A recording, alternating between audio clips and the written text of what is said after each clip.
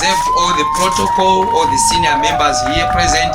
Ndinoshdereza pamberi penyu ndichiti kumira pamupana kusikugona kana wisdom, but dzingori nyasha dzaMwari muzita raJesu. Amen. Amen. Let us go to the book of 1 Samuel chapter number 17.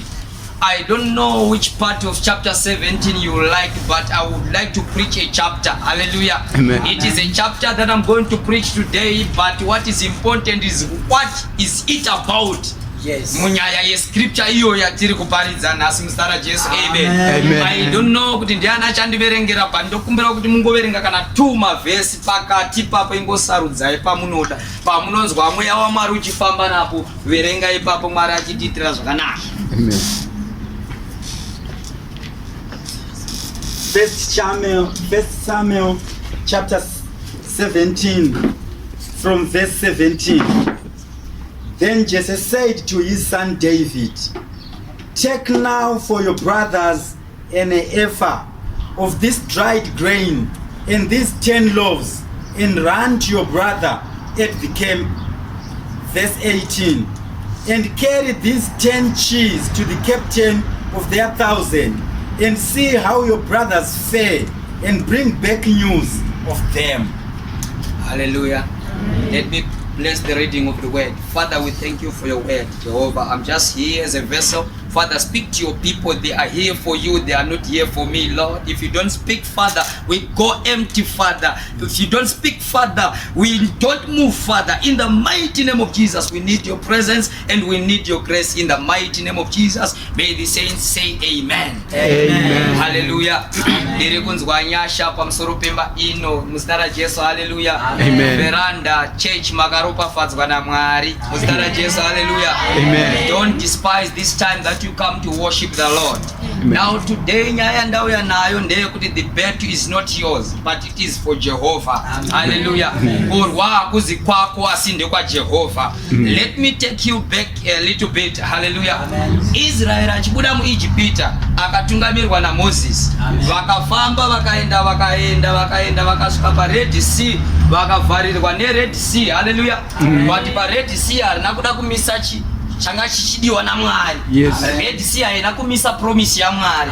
Ndobva vapfuura pa Red Sea, ndobva vafamba vakaenda vakarwa nemaMoabites, vakaita sei zvikasumuka zvakasumuka. Hallelujah. Amen. But pane pavakasvika manje munyika ye promised land. Mu promised land maitove nemagiants. Hallelujah. Amen. Kukatumwa vanhu vakaenda kunoshora kuona kuti mu promised land makamira sei. Hallelujah. In as much as God has promised us good things, we need to be wise. Hallelujah. Muzita raJesu. Hallelujah. You need to see kuti kwandiri kuenda kwakamira sei, atifambise vanhu vasingaone. Hallelujah. Ndopa vanosvika vachiona nzvimbo yavanotoona kuti mune magiants, ndobva paita 2 vakangoya vane positive result kana kuti report. Hallelujah. Yekuti nyika ine magiants, but ine magiants kudaro isi takaipiwa naMwari. Zvekare tichatoenda tinotoitora nyika iyoyo. Muzita raJesu. Hallelujah. Ndobva vafamba pale vakasvika, ndobva vatora nyika yese kutaura kwakwaita Joshua na Caleb. Ndo varume vaviri vakauya ne positive report. Hallelujah. Pa positive report pakabva paqualifyisa Joshua kuti asumudzirwe. Hallelujah. Positive report inosimudzira munhu ari pano muzita raJesu. Hallelujah. If you have positive attitude towards your life always be positive. Hallelujah. Unosimudzirwa naMwari muzita raJesu. Vasvika vagara muKenani. Ndo panosvika nguva yekuti Samueri akasvika pakuzvarwa, Mwari vakangokonzeresa kuti mukadzi aroorwe naEli. Hallelujah. Eukana ari kuroora mukadzi munguva yaEli. Hallelujah. Hana paari kusvika ari kuroorwa, ari kuchema, but chaari kuchema chipo chinobva kuna Mwari. Mwari ndobva vati haungarambi uchichemera chipo changu ende haungarambi uchinetswa neari padhuze newe. Hallelujah. Kuda kuti adversary rinenge iripo pamusoro pepromise yaMwari.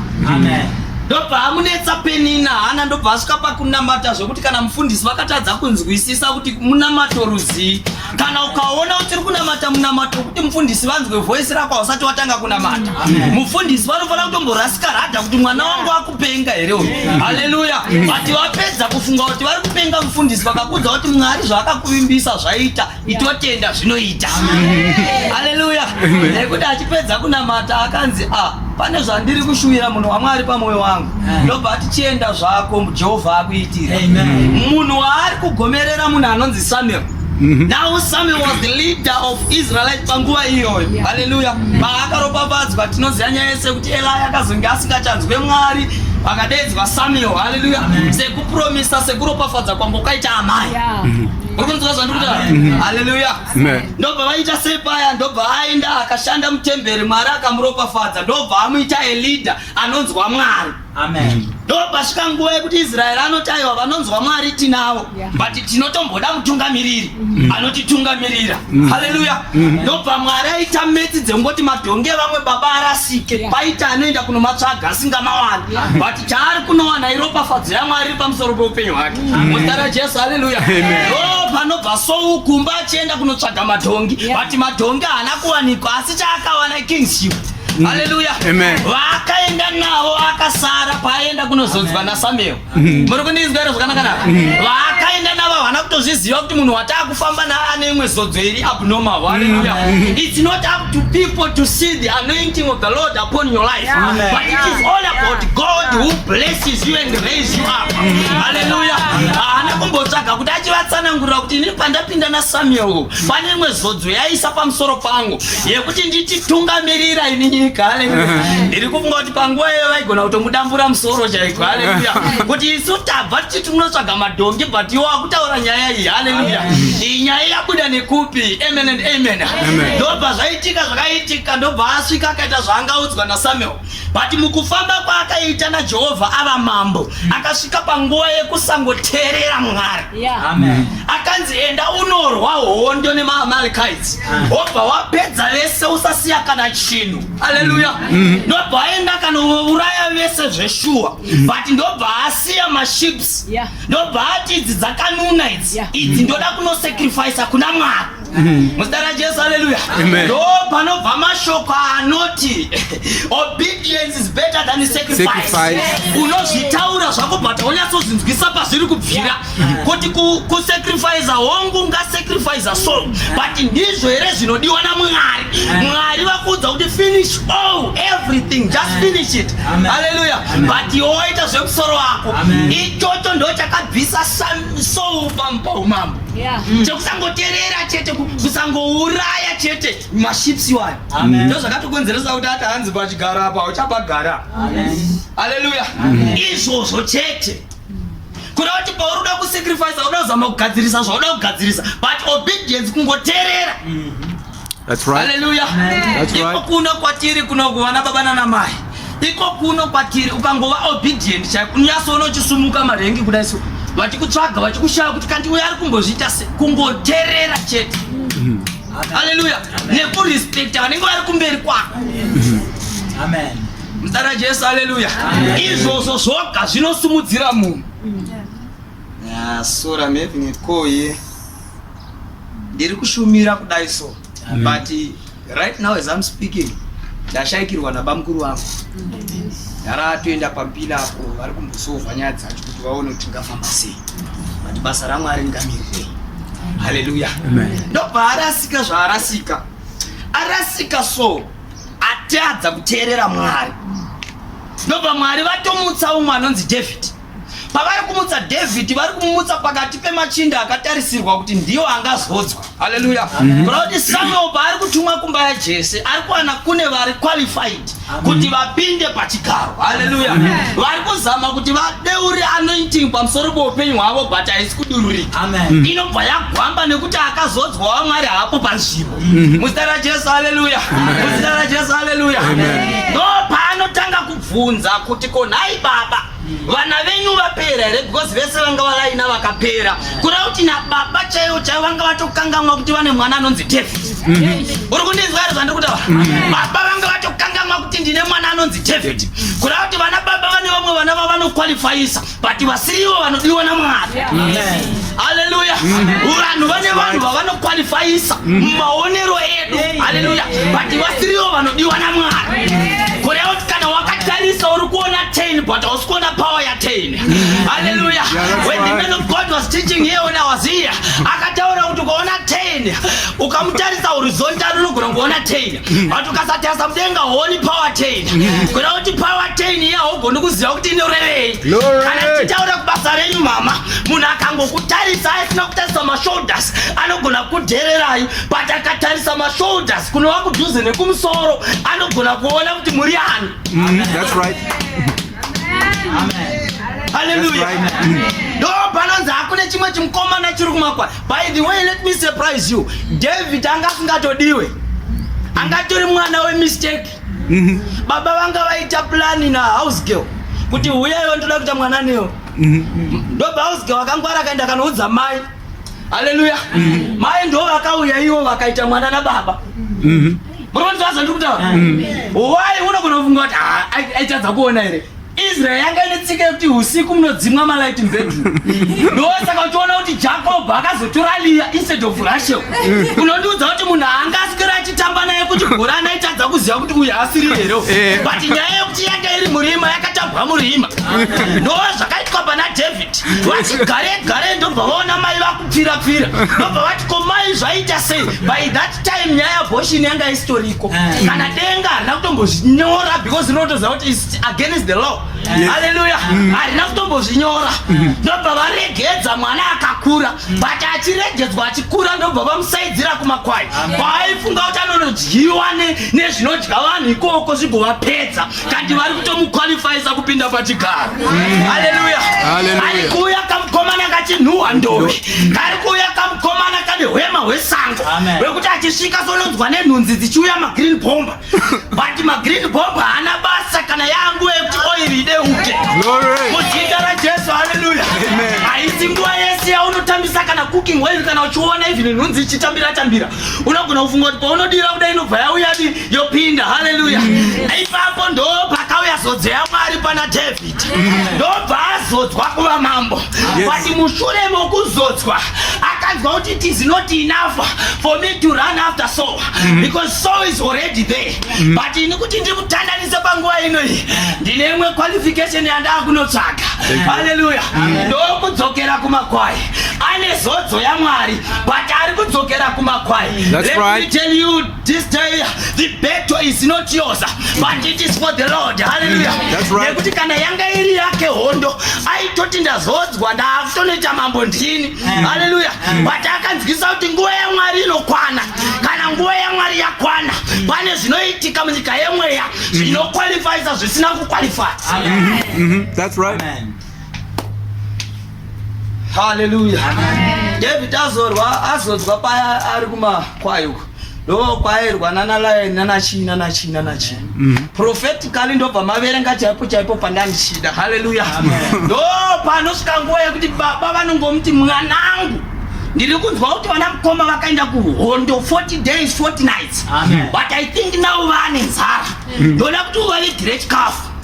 Ndobva David ati it's okay. Ndobva aenda. Paari kuenda let me shock you. Ndikandikutaridza chimwe chinhu. David asati amboenda kuhondo but he was able to locate vana mukoma vake before aenda kuenemy. Muri kundinzwisa here? Nekuti vanhu havari kunzanzi pega pavaifana kunge vachirwa vanga vasingarwi vasi vaitizira mapako. Kuna kuti nguva yekutiza ine dispensation inoitika. But David was able to locate exactly where their brothers were and where Saul was. Hallelujah. Mwari ngaakupe nyasha dzekunyatsoona paunofana kufamba napo. Mwari ngaakupe nyasha dzekuti unyatsoziva kuti the plans that he has for me, he has planned for me. It's not for me to plan for myself, but I'm living under the plan of God upon my life. Hallelujah. If you tell that to yourself, you win every battle in every way, in every manner. In the mighty name of Jesus. Hallelujah. Hallelujah. Ari kuba vanhu vauya kuhondo but hondo haisi kurwiwa. Hallelujah. Vari kuhondo asi hondo haisi kurwiwa. Nguva iri kupedzwa 40 days and 40 nights vanhu vari kutiza vachinohwanda including the king. Hallelujah. Rega ndimhanye ipapo ndipfuure ipapo. Ndo paanosvika nguva yekuti akuda kuti ini ndakuda kunorwa. Munhu uye zvaataura because patime yavari kutaudzana apa anobuda Goliath. Anoti ndipei murume umwe chete pakati penyu angamirisana neni. Hondo yaIsraeri ndoda 1. Wani pane mimese ndongoda 1 anouya umirisana nini. David akati murume asina kusekamsaizwa uyu anombobvepiko. Ndakuchida ini manje kuti ndinorwa naye. Vana mukoma vake, haleluya, vaita kunge varida kumurambidza kunorwa hondo baba, but vaiziva kuti David ndechemawara. Time yavari kuzama kumudiscourage iye anenge achiwana simba because iripo inyaya yekuda kuterminata chakazodzwa naMwari. Uri kundinzwa zvikuda hapana? Nguva yavari varida kuterminata David. Yes. Wozvanoziva kuti mwana asingadiwe. Haleluya. Wakamboona kuti ukasvika pausingadiwe unotozvinzwa kuti pana handisi kudiwa. Wakambozviona kuti pakaita a certain group of people that vasingakude unogona kuona kunge environment yese haichatokuda. Haleluya. Unogona kutosvika kana kurwizi chakushira kumabhuro ishaya. Wotofunga nekuti rwizi rwakushandukira. Amen. David ndopanoti ya ndakunorwa kanzi alright, it's okay, you can go and fight. But vana mukoma vambotanga vadi varamba, so akati ashamwari kunoku kune vanhu vakatraina, iwo havana kutraina autozviziva. Ndobva atanga kubudisa CV yari akambodzingirwa kumba achinzi enda kusango. Akati ini kusango ndaitorova dziri shumba. Shumba isina muromo, isina reasoning nemunhu, inongoti kaona munhu yakutoda kutodya. Ko uyu munhu ndingamutadza sei? Haleluya. Wekuti ndikakuti hoko yanotombovhunduka. Haleluya. Why ndichita anotombovhunduka? Unonzwa Goliath achitaura kuti iye ndiri imbwa yenyu wamunotumira zvitanda zvamuri kundiunzira izvi. Haleluya. Why David abvisa zvinoonekwa nevanhu paari, nekuti paari kubva pana so arida kumupfekedza majazi asingakwani, ada kumupfekedza bhutsu dzaasingakkwani, vanosumudza gumbo kudai kutonzwa kuti idzi hadzirwiwe nawo idzi, handitozvigoni zvondiremera. Ndobva obvisa maonero evanhu kuti ndinoprotectwa nezvandei ndakapfeka, obva acheka pasi, obva aenda kune zvaakajaira. Mwari vanoropafadza mune zvawakajaira. Izvozvo haufani kuchinja, nekuti ukachinja mangwana unoti handii ndakazochinja ndikanohodha Botswana. Haleluya. Bati mune zvawakajaira izvozvo. Kana wajaira madomasi, Mwari ngaaropafadze domasi rako. Atarisa ari padhuze newambomupfuura amborangarira iwe. Iri kutaura neumwe munhu akurangarirwa naJehovha masikati ano. Iri kutaura mumwe munhu akurangarirwa naJehovha masikati ano. Muzita raJesu. Haleluya. Ndobva David obva paya akuenda kunorwa, anonhonga matombo. Haleluya. Anorova musoro anoziva kuti is the head. Anorova musoro anoziva kuti ndiyo mutungamiriri. Haleluya. Paari kurova musoro, instead of Goliath to go backwards, he go in the front. Mutara Jesu, haleluya. Mutara Jesu, haleluya. Ndiri kutonzwa kuti ndatopedza kuparidza pandava ipapa. Haleluya. Nekuti nyaya yaSamuel chapter 17 inongoperera pakufa kwaDavid, kwaGoliath. Haleluya. Pari kurohwa naDavid panobva papera nyaya yese. But rega ndikuudze, kurova Goliath hazvisi nyore. You have to go through steps. Haleluya. You have to go through levels. Haleluya. In order for you to defeat Goliath, haleluya, you need to follow the rules. You need to follow those who are in front of you. Haleluya. Nekuti unosiya vanonzi vaende kuhondo vachienda zvako makwai, but uchitoziva kuti kwavari kuenda vasi kunorwa, ini ndini vari kunorwa. Hallelujah. That's right. Pane munhu ari pana akumirira mhuri yake ari panapa. Nekuti David paari kurwa ari kusunungura nyika nemhuri yake. Nekuti vana mukoma vanzwa nekutiza nekumhanya. But pane munhu akuzovazorodza pakutiza. Pane munhu akuzovazorodza pakutsvaga akanditarisa ari panapa. Pane munhu akuzozodzwa nenyasha dzaMwari. Kuuya kusevhisi ino hakusi kutambisa nguva. Nekuti vamwe sevhisi yakaita seino sevhisi yavo mapizza nemachicken ini. But this is your pizza. You are eating of the word of God. That enriches you, that gives you power to operate in the dimension of the spiritual realm. Thank you, Lord. Whereby you are qualified to operate in the physical. Thank you, Lord. Hallelujah. Haufani ngozara mweya chete but in the physical pasina chiri kuoneka. Hallelujah. Kunzi taura ndimi unodzipedza dzese but munyika yevanorarama uri kukwangwara. Yanguva yekuzviramba kuti zodzo yaMwari kana iri pamusoro pangu, nyasha dzaJehovha kana dziri pamusoro pangu, I don't mind speaking tongues, but I mind the power of God that is upon my life. I'm not a normal person. I'm an abnormal person. When I'm moving, the devil should open the way. Nekuti Jehovah anoti muvengi akauya nenzira imwe chete anotiza nenzira nomwe. That's right. Kuti papano Hallelujah. muvengi ngaatize nenzira nomwe. Hallelujah. Anenzira imwe chete Thank you, yakauya Lord. nayo. Yes. But kana akutiza ngaatize nenzira nomwe. Nekuti panodona Goliath, the rest is history. They don't know kuti ndiwanani vaitombo vekukonde yekuma Philistines. Hallelujah. Atitomborana zita rimwe chete. But tinongonzwa kuti Goliath paakadona zvimwe zvese zvakatanga kutiza. Hallelujah. There's a biggest problem that you have in your life right now that I want the Lord to terminate right now in the mighty name of Jesus. When he terminates it, zvese zvidiki zvichatanga kutiza. Hallelujah. Kana iri nzara, the biggest, Mwari ngaakupe kuti ugute. Mwari ngaakuwaniswe ukure. Muzita ra Jesu. Hallelujah. Hallelujah. Muzita ra Jesu. Hallelujah. Hallelujah. I'm not ready for the David anointing. Thank you, God. Thank you, Jesus. Jehovah, let your anointing rest upon me. Let your spirit rest upon me. Thank you, Lord.